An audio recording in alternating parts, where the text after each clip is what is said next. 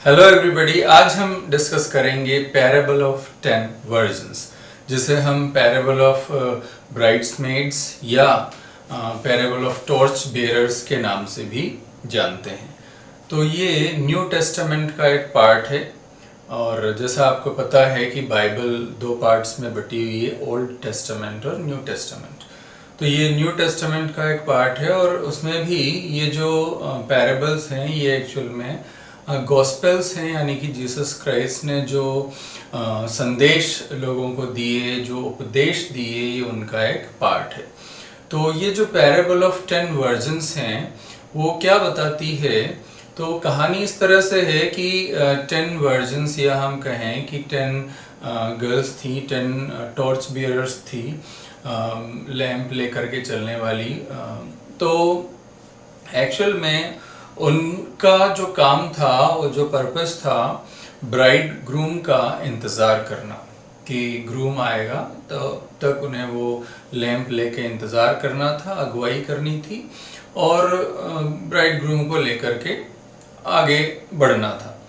तो और ऐसा था कि जो ब्राइड ग्रूम हैं वो रात में लेट आएंगे और इस वजह से हुआ है कि अब वो सब 10 जो टॉर्च बेयरर्स थी या जो 10 वर्जन्स थी वो इंतज़ार कर रही थी।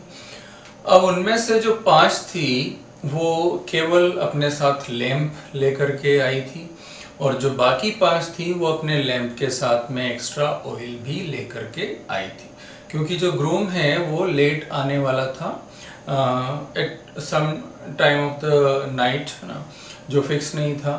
और इसलिए वो अपने साथ, क्योंकि समझदार थी, तो अपने साथ में एक्स्ट्रा ऑयल लेकर के आई थी कि अगर ऑयल ख़त्म हो जाए तो वो उस एक्स्ट्रा ऑयल को यूज़ करके अपने लैंप को जलता हुआ रख सके। तो अब हुआ ये कि इंतज़ार करते करते वो सो गई। इतने में एक अनाउंसमेंट हुआ कि जो ग्रूम है वो आ गए हैं। तो अब ये जल्दी से इन्होंने अपने लैंप को ट्रिम किया और प्रॉपर उसको जला कर रखने की कोशिश की। अब जो बाकी 5 थी जिनके पास ऑयल नहीं था, वो इनसे कहती हैं कि हमें भी थोड़ा सा ऑयल दे दो। तो वो लोग कहते हैं कि अगर हमारे पास अपने लिए ही नहीं बचेगा तो हम तुम्हें फिर कैसे देंगे। तुम ऐसा करो, उन लोगों से लेकर के आओ जो ऑयल बेचते हैं। तो ये सुनकर के वो जो 5 फुलिश वर्जन्स थी, जो गर्ल्स थी, वो ऑयल लेने के लिए गई। इतने में ब्राइड ग्रूम आ गया और ये जो 5 वाइज वर्जन्स थी वो ब्राइड ग्रूम के साथ में अंदर चली गई और बाद में डोर बंद कर दिया गया। जब तक वो 5 ऑयल लेकर के आई तब तक डोर बंद हो चुका था।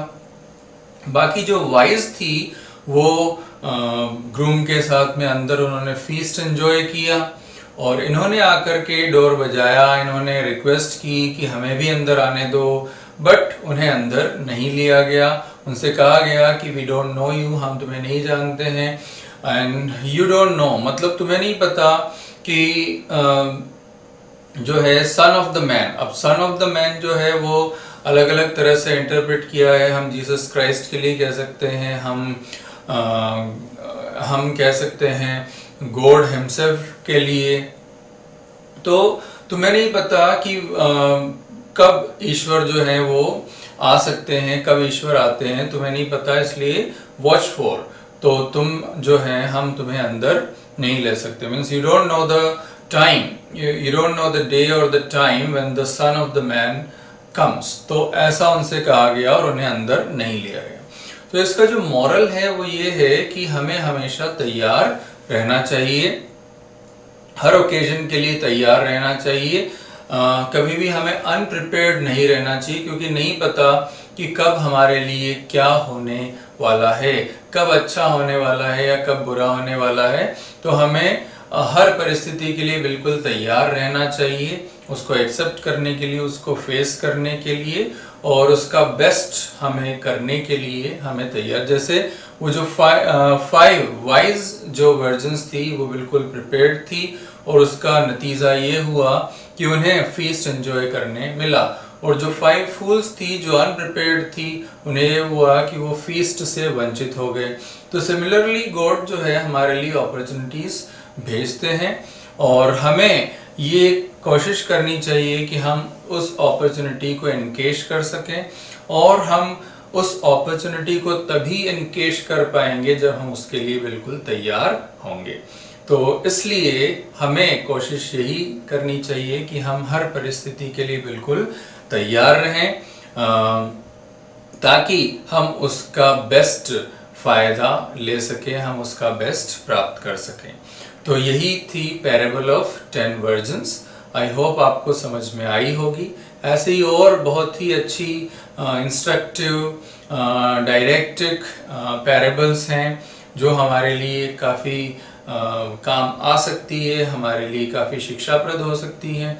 तो ऐसी और पैराबल्स मैं आपके लिए लेकर के आऊँगा। तो तब तक आप देखते रहिए और बने रहिए। Thank you very much.